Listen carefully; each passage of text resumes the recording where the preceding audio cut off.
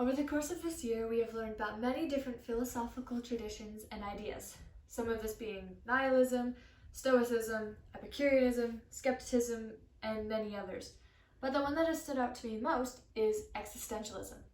Now, there are many different forms and variations of existentialism, but the one that I'm going to focus on is based off of nihilism. So, nihilism is the belief that everything is meaningless.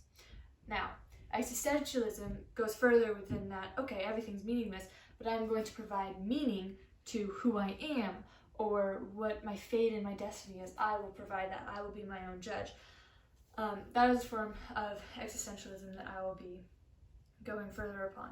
Now, there are three major philosophers and thinkers who have had a very big basis on existentialism, who have had a large belief in existentialism. One of them being, or all three of them are Nietzsche, Sartre, and Freud. Nietzsche believed everything is meaningless, basing off of nihilism. So he believed that in our meaninglessness, we have to provide our own meaning, our own purpose for life, our own destiny, our own fate. Now, he had two groups of people who saw this. One of them was the herd. Now, the herd was the type of person who went about doing everything but just day-to-day basis, didn't care. I am meaningless. I'm just going to pretend. I'm going to, in my fear, find security and have a sense of just not really belonging, but just security. And that is what the herd thought. They lived in fear and they lived day-to-day, not caring about their meaning. Whereas the master, who is the other group, believed that they were the conqueror. Nietzsche said that they were the conqueror. They were the person that went after everything.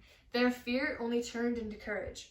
Everything that they did and said was towards conquering others. That would be the master. Now, they gave themselves the meaning, they gave themselves the purpose. So in this, the existentialism from that Nietzsche believed was that we are meaningless, but we provide our own meaning, our own fate, our own destiny if we so choose, through being a master. The second philosopher was Sartre. Now, Sartre said that existence precedes essence. This was one of his biggest beliefs. Now, what does that mean? I'll give the example of a chair. When when a maker makes a chair, they have the idea already there. Okay, I'm going to sit down in this chair, I'm going to relax in this chair. That is their essence, their purpose, their meaning.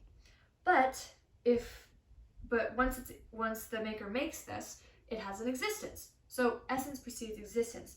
But Sartre believed that we don't have a maker, we don't have a creator. So we ourselves are just existence, and we give ourselves essence. We give ourselves meaning, we give ourselves purpose. We exist, and then we find our meaning.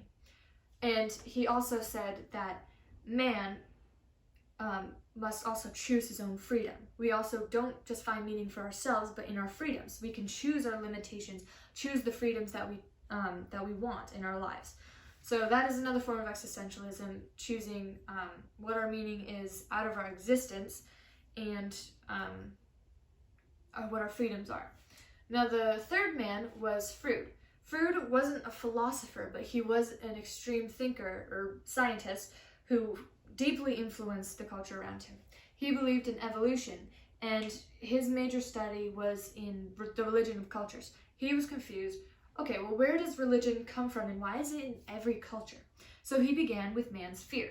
He thought, okay, man has control over so many different things. Like, now we can control our health with surgery and medicine. We can control the house that we can build for ourselves, who we marry, everything like this that we have control over. But the one thing that man does not have control over and fears is nature.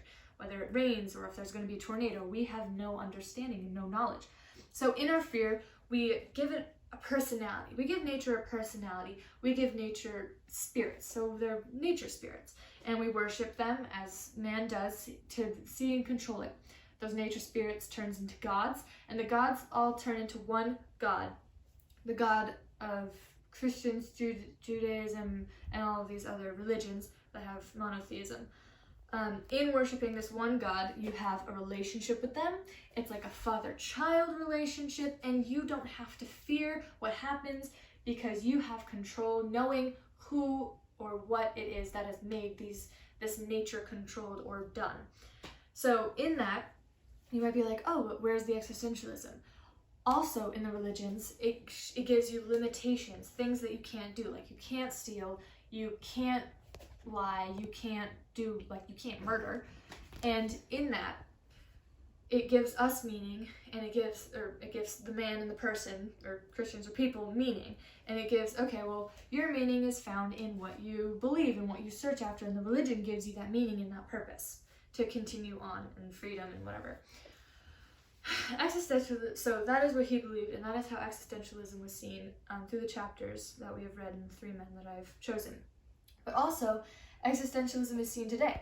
So you may be thinking, well, yeah, kids can grow up and choose what their job is, who they're going to marry, but it goes further than that. People today are letting their babies not have a gender at birth so that they can choose who they're going to be, not only with what they like, what they dislike, but their gender as well. So existentialism has grown from a simple, oh yeah, you get to be who you want to be, to a, you choose your gender, you choose your destiny, you choose who you're going to like and what gender, and it has developed very immensely in this culture. And I want to just say that existentialism is not biblical.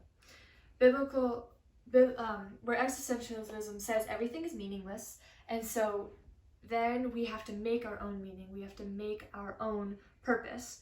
Where the Bible says God gives us meaning.